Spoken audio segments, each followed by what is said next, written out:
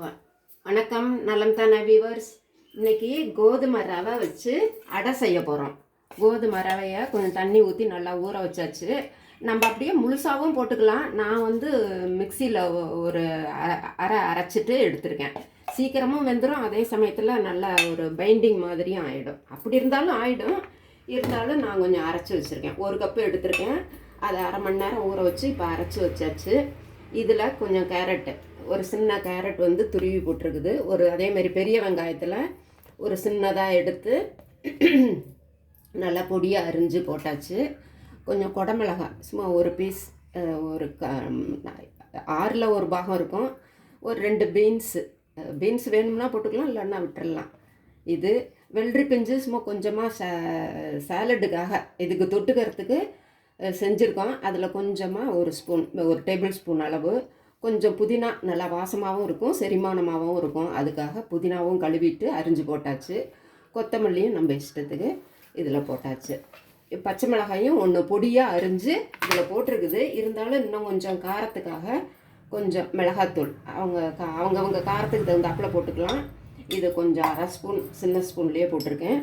ஜீரகப்பொடி கொஞ்சம், ஜீரகப்பொடி, இதுக்கு வேணுங்கிற உப்பு,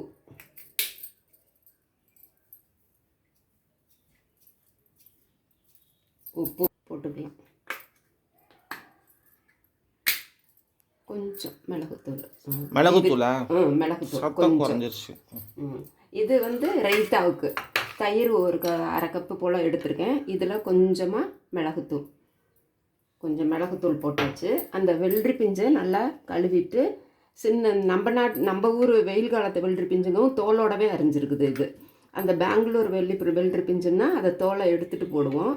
இது அந்த வெள்ளரி பிஞ்சு.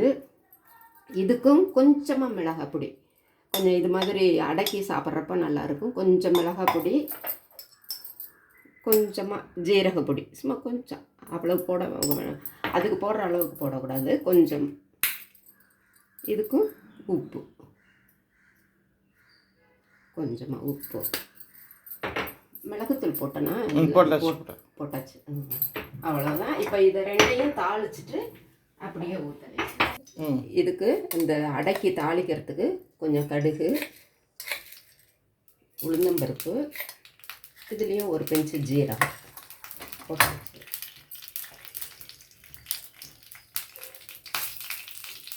தண்ணீர்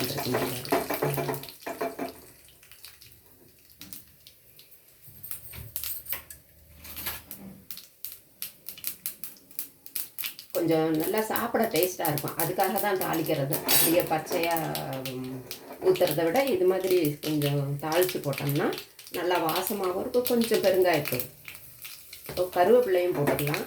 நான் கருவேப்பிலை பொடி வச்சுருக்கிறேன், அதை போட்டுக்கிறேன். இதில் கொட்டியாச்சு. இப்போ ரைத்தாவுக்கு கொஞ்சம் தாளிச்சுக்கிறேன்.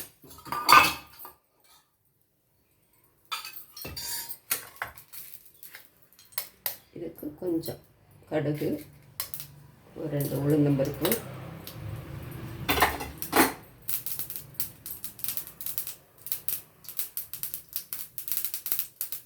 பெருங்காயம்,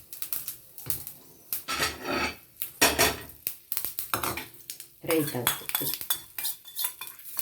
இது தொட்டுக்கிட்டு சாப்பிட்டா ரொம்ப நல்லாயிருக்கும். வெங்காய சட்னியும் இருக்குது. இந்த வெங்காய சட்னி கொஞ்சம் பொட்டுக்கடலை கலந்து செய்கிறது இது. அப்புறம் இன்னொரு தடவை இந்த சட்னி செய்கிறப்ப காமிக்கிறேன். இது கொஞ்சம் வித்தியாசமாக நல்லாயிருக்கும். இட்லி, தோசை, சப்பாத்தி அதுக்கெல்லாம் கூட நல்லாயிருக்கும். இந்த ரைத்தாவுக்கும் கொஞ்சம் கொத்தமல்லி தழை போட்டு இப்போ கலந்துட வேண்டியதுதான். இது கொஞ்சம் கெட்டிமாயிடுச்சு பாருங்கள். நல்லா ஊறவும் கொஞ்சமாக தண்ணி ஊற்றிக்கலாம். நம்ம பேனில் கூட ஊற்றி செய்யலாம். நான் தோசை கல்லுலேயே சின்னதாக அடை மாதிரி ஊற்றி எடுக்க போகிறேன். ஒரே மாதிரி டிஃபன் செய்கிறதுக்கு இது கொஞ்சம் வித்தியாசமாக இருக்கும். இதில் என்ன கோதுமை ரவையில் நம்ம உப்புமா செய்வோம். பொங்கல் கூட செஞ்சால் நல்லாயிருக்கும். நான் போட்டிருக்குறோம் நாங்கள். நீங்கள்லாம் செஞ்சு பார்த்தீங்களா என்னன்னு தெரியல. சக்கரை பொங்கலும் செய்யலாம், வெண்பொங்கலும், அதாவது உப்பு போட்ட பொங்கலும் செய்யலாம். இந்த அளவுக்கு அடை மாதிரி. இப்போ இதில் என்ன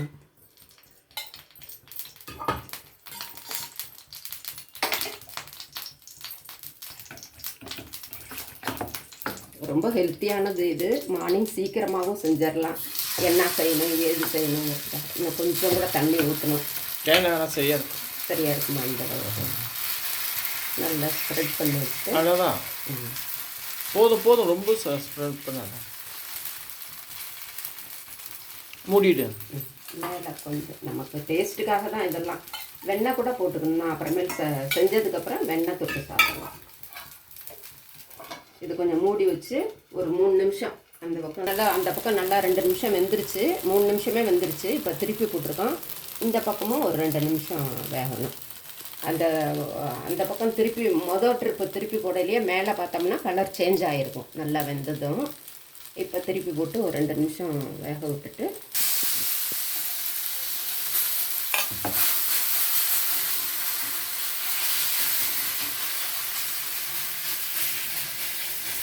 மஞ்சள் பொடி கூட வேணுமா போட்டுக்கலாம். கொஞ்சம் கலர் வைட்டா எடுத்து வச்சாச்சு பாருங்கள். அந்த பக்கமும் 2 பக்கமும் வேக வச்சு நல்லா எடுத்து வச்சாச்சு. இங்கே பாருங்கள் நல்லா சாஃப்டாகவும் இருக்கும். தொட்டு சாப்பிட ரொம்ப நல்லாயிருக்கும். இந்த தக்காளி சட்னியும் ரைத்தாவும் நீங்களும் செஞ்சு பாருங்கள். நலம் தானா சேனலுக்கு சப்ஸ்கிரைப் பண்ணுங்கள். பெல் பட்டனை ப்ரெஸ் பண்ணுங்கள். வேறு ஒரு வீடியோவில் பார்க்கலாம். தேங்க்யூ.